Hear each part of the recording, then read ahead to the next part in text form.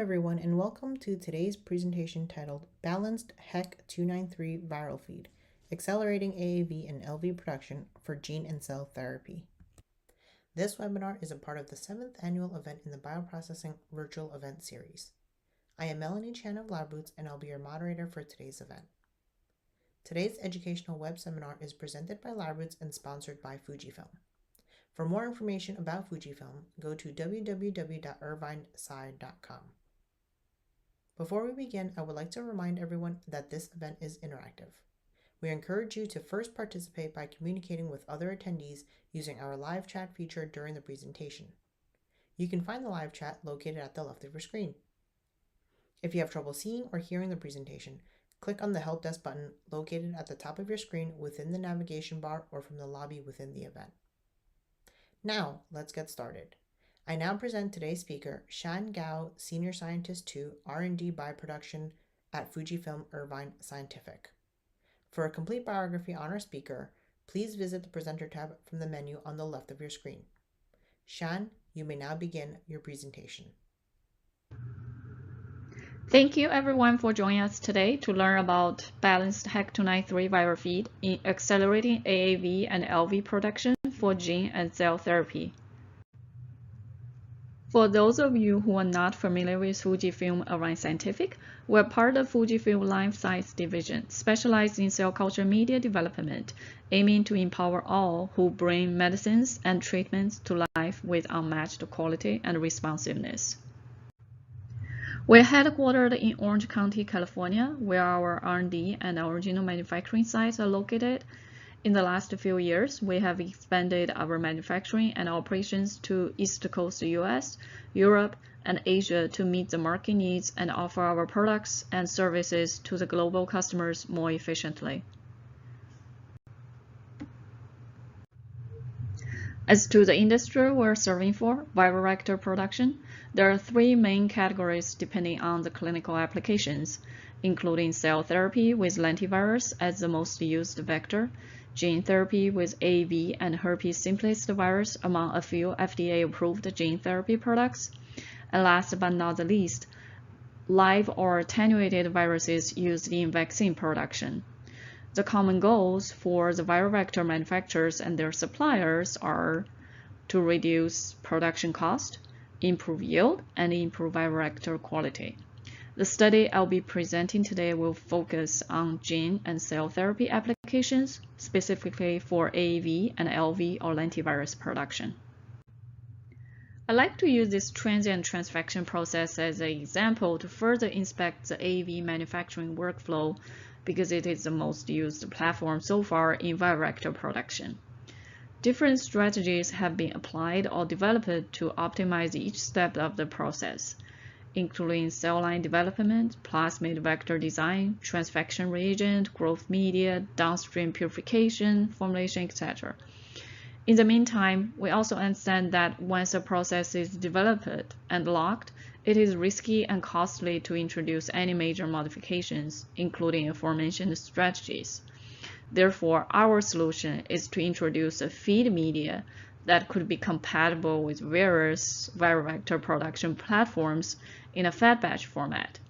With a simple addition of balanced HEK293 viral feed 24 hours post-transfection with 12% of the culture volume, it will improve viral vector production yield with minimal cost. To this goal, we designed a series of experiments to study the compatibility of balanced HEK293 viral feed with various AAV and LV production systems, including different cell lines, growth media, 3 types of transfection reagents, culture formats, and different AAV serotypes. This is an illustration of the AAV production workflow that we used in the shake flask in a fed batch format. Following cell thawing and adaptation to specific growth media, cells were seeded at 1 million cells per ml and triple transfected about 24 hours later with AAV plasmid and the transfection reagent. 24 hours post-transfection, viral feed was applied with 12% of the culture volume. The cell culture was harvested 72 hours post-transfection. The harvested material was used for titer analysis. The analytical methods we used for viral capsid titer in cell lysis include traditional ELISA, biolayer interferometry-based immunoassay, and automated immunoassay. For viral genome titer, we used qPCR in our early development and now completely switched to nanoplate-based digital PCR. The viral genome titer results from our collaborator was collected from digital droplet PCR assay. This was the first set of data from the early phase of the development, showing the performance of the balanced HEK293 viral feed in comparison with other feeds in our feed panel. The growth media for all the cultures were balanced HEK293. We had no feed control and other feed formulations. From the gray bars, we can see balanced HEK293 viral feed improved the viral genome titer about 10 times over no feed control. The improvement was significantly greater than other feed formulations. This set of data shows the improvement of AAV2 viral genome titer in 3 cell lines using the viral feed over no feed in shake flasks. The gray bars indicate the titer without any feed for each cell line, and the green bars indicate the titer with the viral feed in each cell line. The first 2 cell lines are the most used viral vector production in the industry. The third cell line is our in-house adapted suspension 293 T cells from adherent 293 T cells. Cell cultures were in triplicates for each culture condition, and PCR was performed in triplicates for each sample obtained from each cell culture. The data for the first 2 cell lines are from qPCR assay, and third one is from digital PCR assay. As you can see, the viral feed significantly improves AAV2 titer in all 3 cell lines at different degrees, specifically by 3 to 8-fold. We also would like to verify the effect of viral feed in bioreactors. First, we tested in microbioreactors. In this experiment, we like to optimize the propeller speed for transfection as well as the performance of viral feed. Again, the basal media is balanced HEK293. Gray bar stands for AAV2 viral genome titer for no feed cell cultures, and green bar stands for the titer for viral feed cultures. We also had a side-by-side control of cell cultures for AAV2 production in shake flasks. All cell cultures were performed in triplicates. In both propeller speed, viral feed significantly boosted AAV2 titer by 3.5 to 4.5-fold over no feed cultures, which is consistent with the effect in shake flasks. Next, our collaborators tested the viral feed performance in 2-liter and 10-liter XDR bioreactors using their platform, a different HEK293 derived cell line and AAV plasmid system using balanced HEK293 as a growth media for AAV2 and AAV5 production. The viral genome titer was measured by digital droplet PCR. The plot on the left shows 2-fold improvement for AAV2 production with a viral feed in 2-liter bioreactors over the culture using balanced HEK293, the growth media as a feed. As to the data in the plot on the right from 10-liter bioreactor experiment, because of the limited bioreactors they could spare for the experiment, the culture with viral feed was performed in 1 bioreactor, and 2 cultures in the shake flask with or without viral feed were performed side by side as controls. The improvement of AAV5 production with a viral feed in the 10-liter bioreactor is about 1.5-fold over the no-feed culture in a shake flask. Our collaborators also kindly helped us test the viral feed performance for different serotype AAV production in shake flasks. In this experiment, the improvement with viral feed is different depending on the serotype: 4-fold for AAV2, 3-fold for AAV5, and 6-fold for AAV9 comparing to the non-feed control. Although PI-based transfection is most used in viral vector production by transient transfection, we'd also like to test the viral feed performance for lipid-based transfection reagent. We noticed the commercially available viral vector production system that not only uses a lipid-based transfection reagent, but also consists of an optimized cell line, growth media, and lysis buffer. We really don't know what to expect before applying the viral feed to this optimized system. This set of data shows twofold improvement of AAV2 viral genome titer with balanced HEK293 viral feed over no-feed culture using all the components from the optimized system. Although the improvement is only double of the no-feed culture, we're pretty happy with the result because it demonstrates the potential of the viral feed to improve viral vector production even for an optimized system. When we consider the compatibility of balanced HEK293 viral feed with different viral vector production platforms, the growth media is a major factor. We understand the efforts have been taken by our customers to choose the growth media that works best for them. Therefore, we tested 4 other commercially available media for suspension HEK293 cells besides our balanced HEK293. Suspension HEK293 cells were adapted to each media for AAV2 production using PEI-based transient transfection. This result demonstrated the improvement of AAV2 titer with balanced HEK293 viral feed over the no-feed culture across the board of all the basal media tested. The improvement is between 2 to 8-fold depending on the specific media. We also received inquiries from some customers about the possibility of using the viral feed on adherent cell cultures because they prefer adherent cells for viral vector production for a number of reasons. Therefore, we tested adherent 293 T cells for AAV2 production using the viral feed. The plot on the left shows 3-fold improvement of AAV2 viral genome titer with viral feed over the cultures without any feed. In addition, we also measured the capsid titer using BLI-based assay in the plot on the right, showing in the green bars. We noticed the less improvement of AAV2 capsid titer than the viral genome titer improvement for viral feed cultures over no-feed cultures, which indicates potentially higher ratio of viral genome titer to capsid titer. If I could read your minds, you were probably wondering how the capsid titer would change with the addition of viral feed for suspension HEK293 cells. Here's a summary of AAV2 viral genome titer and capsid titer for suspension HEK293 cells cultured in 3 different culture vessels, including 125 ml shake flasks, 24 deep well plates, and 96 deep well plates. The data showed more increased capsid titer than viral genome titer, resulting in reduced percent full capsid.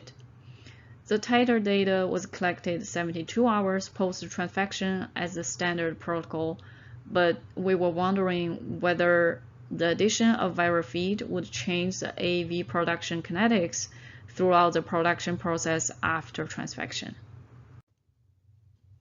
Therefore, we set up a study in benchtop bioreactors to map out the AAV2 production kinetics after transfection, side by side with a bioreactor using viral feed and the other one without any feed.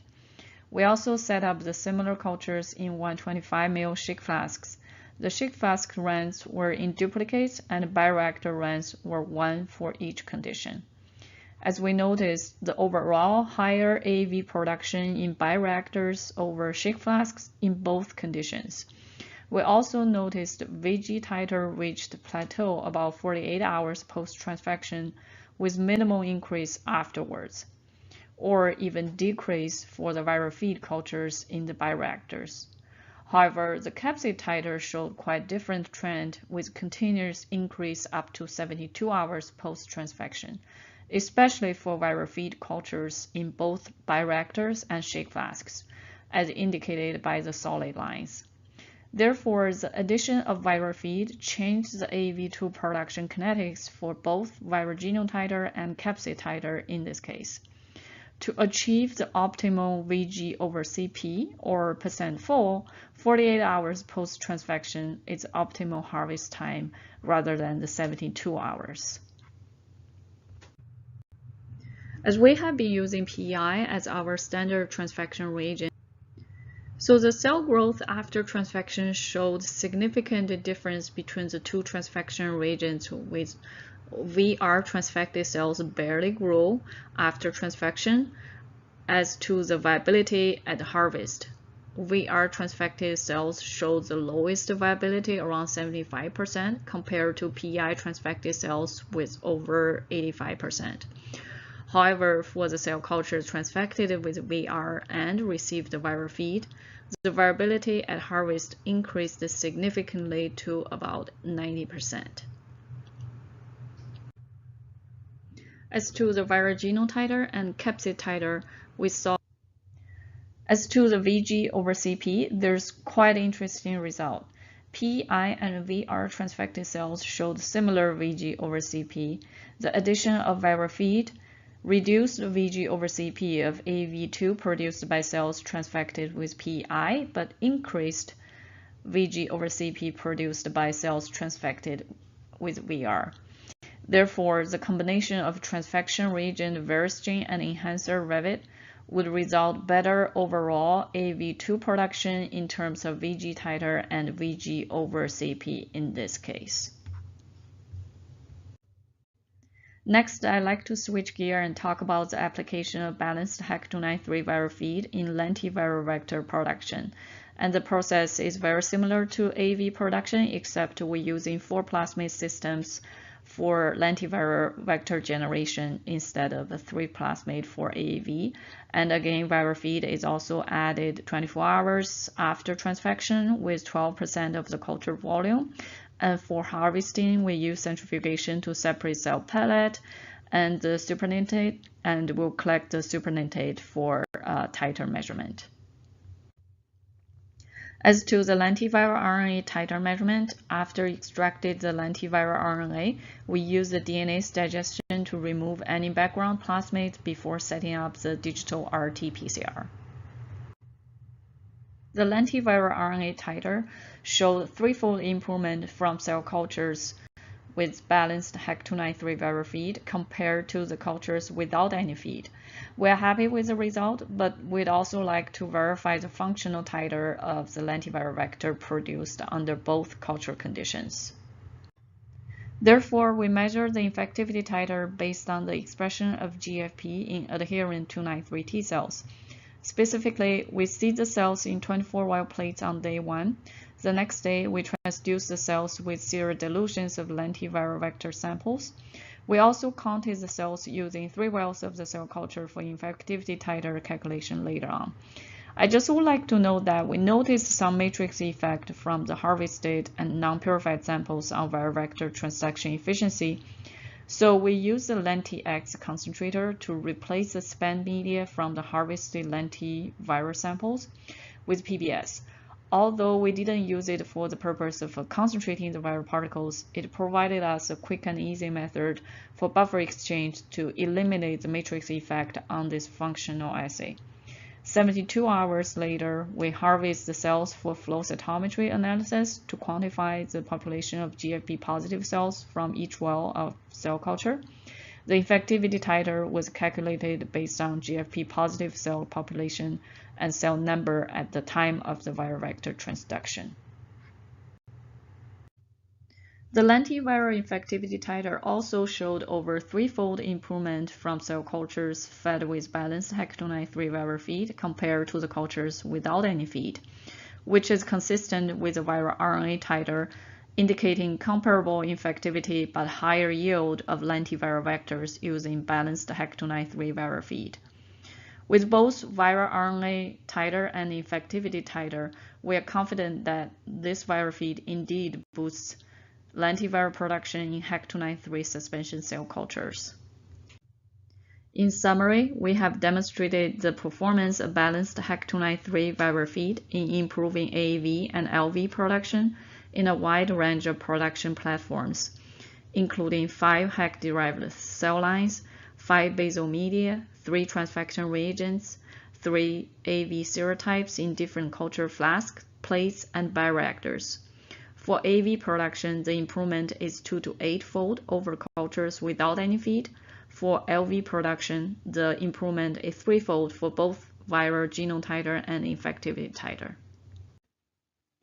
I'd also like to note that if there is any observation of the reduced percent full capsid, we recommend to take a closer look at the AAV production profile after transfection to determine the optimal harvest time with the addition of balanced HEK293 viral feed, which may be different from the process without the feed. More desirable percent full capsids may also be achieved using other transfection reagents or enhancers than PEI. All the studies we have shared today serve as strong supports to the high performance of balanced HEK293 viral feed for cell and gene therapy applications, with a minimal cost and easy implementation in existing fed batch platforms. I hope it also demonstrated our company's commitment to use our expertise to contribute to CGT industry with life-changing implications. With that, thank you for your attention. I'd be more than happy to take any questions you may have. Thank you, Shan, for your time today and your important research. Before we go, I'd like to thank the audience for joining us today. I'd also like to thank our sponsor, FUJIFILM, for sponsoring today's webinar. Please visit FUJIFILM's booth in the exhibit hall after the webinar for more information and resources. Questions submitted during the on-demand period will be addressed by the speaker via the contact information you provided at the time of registration. This webcast can be viewed on demand for 1 year until April 2nd, 2026. LabRoots will alert you via email when it's available for replay. We encourage you to share that email with your colleagues who may have missed today's live event. Until next time, goodbye.